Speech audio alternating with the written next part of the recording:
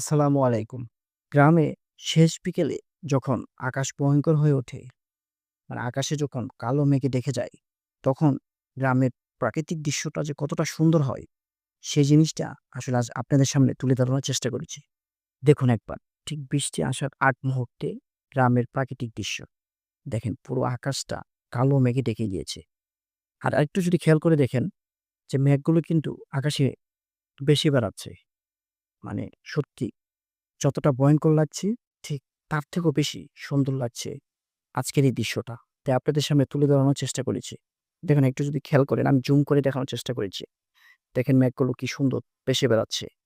মানে এক পাশ থেকে আরেক পাশে ছুটে যাচ্ছে আরকি। আর সবথেকে বেশি সুন্দর লাগেছে দেখেন, একে তো আকাশ কালো মেঘে ঢাকা। তার পাশে চারদিকে সবুজ গাছ দিয়ে ভরা।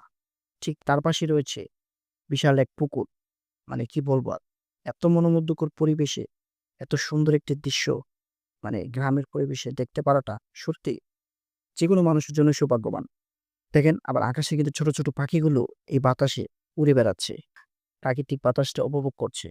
মানে সব মিলিয়ে আসলে এক অন্যরকম পরিবেশ।